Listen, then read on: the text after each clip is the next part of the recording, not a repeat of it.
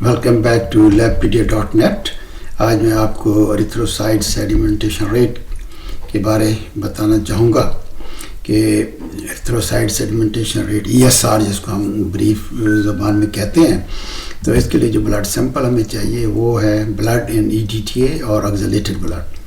तो ये दोनों आप इसमें ले सकते हैं। फिर इसके बाद आ जाता है कि ESR की जो है प्रिंसिपल क्या है या उसकी डेफिनेशन क्या है। तो इसके अगर हम डिफाइन करना चाहें तो ये है basically this is the speed of sedimentation of red blood cell and plasma over a period of 1 hour. मतलब है कि 1 घंटे के अंदर RBCs जो नीचे सेटल डाउन हो जाते हैं तो उसके बाद प्लाज्मा और RBC की जो रेशियो है उसको हम कहते हैं ESR।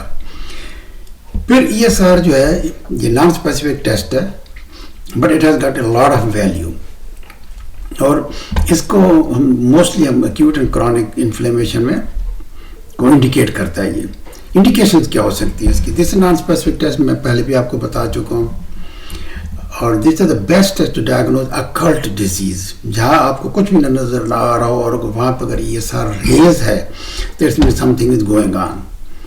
दूसरा इसकी डेफिनेशन जो है इंडिकेशन है वो है temporal arteritis, polymyalgia rheumatica, monitoring the Hodgkin disease, advanced malignancies in myocardial infarction।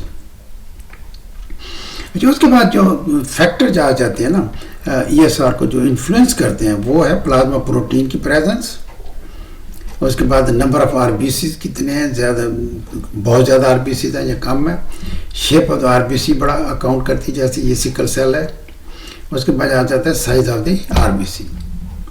अब जो मैं ज़्यादा स्ट्रेस करना चाहूँगा कि जिसमें टेक्निकल फैक्टर्स हैं जो इसको ESR को इफेक्ट कर सकते हैं वो ये है कि आप एक तो एग्जैक्ट 1 आवर पे इसकी रीडिंग ले लें और इसके बाद अगर dilution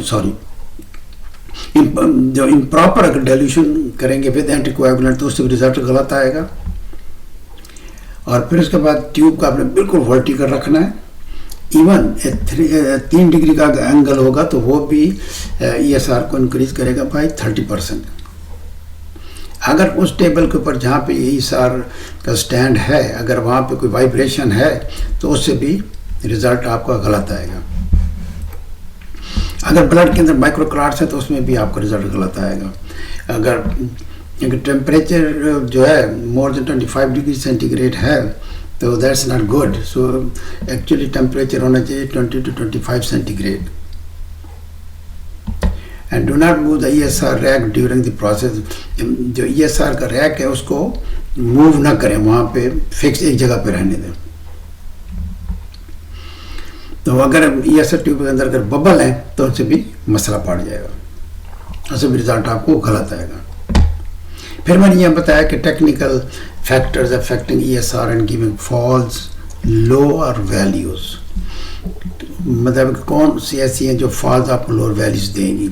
improper mixing of the blood, और जबकि आपने रीडिंग जल्दी ले ली, improper dilution of the blood, अगर बॉडी ब्लड का टेम्परेचर लो है और अगर उसके अंदर ट्यूब के अंदर एयर बबल्स हैं और टेम्परेचर रूम का लेस देन 20 सेंटीग्रेड है उस पर भी गलत आ जाए। प्रोसीजर के लिए हम 3.8% ग्राम ट्राइसोडियम सिट्रेट पर 100 ml ले लेते हैं। उसके बाद हम जो है ट्यूब के अंदर 0.2 ml जो है ESR सोल्यूशन लेंगे और 1.8 ml ऑक्सीजनेटेड ब्लड और ब्लड इन EDTA लेके उनको फिर हम जो विंट्रोप ट्यूब है या वेस्टर्न ग्रीन ट्यूब है उनको आप फिल कर देंगे और बिल्कुल वर्टिकल छोड़ेंगे और उसके बाद 1 घंटा वेट करेंगे। तो ये भी मैंने दोबारा इसको दिखा दिया। उसके बाद इसके ऑटोमेटेड प्रोसीजर भी हैं और भी काफ़ी सारे हैं। फिर हम आ जाते हैं कि नॉर्मल रेंज क्या है। ESR बच्चों के अंदर होता है 0 to 10, एडल्ट मेल के अंदर 0 लेस देन अगर 50 साल से कम है तो 0 to 15 और औरतों के अंदर 0 to 20। अगर एज 50 से ऊपर है तो फिर 0 to 20 और औरतों के अंदर 0 to 30। तो मैंने यहाँ पे डिफरेंस बता दिया विंट्रोप ट्यूब में और वेस्टर्न ग्रीन में क्या फ़र्क हो सकता है।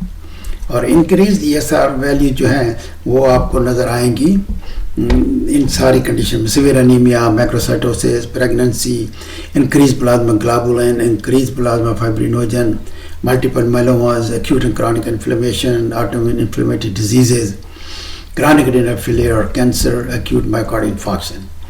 और डिक्रीज ESR जो है वो सिकल सेल एनीमिया में नज़र आएगा, माइक्रोसाइटोसिस में, सफिरोसाइटोसिस में, पॉलीसाइथीमिया और इंक्रीज प्लाज्मा विस्कोसिटी।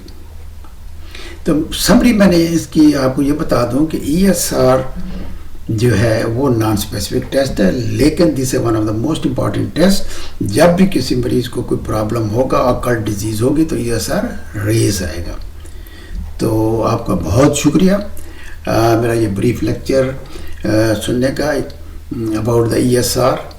और अगर आपने मज़ीद तफसीलात देखनी है तो आप हमारी वेबसाइट labpedia.net को विज़िट करें और वहाँ पे आपको ये सारी डिटेल जो मैंने अभी आपको ब्रीफली बताई हैं वहाँ डिटेल में मिल जाएंगी। तो आपका बहुत बहुत शुक्रिया अगेन, और खुश रहें और खुशियाँ बांटें। Thank you very much.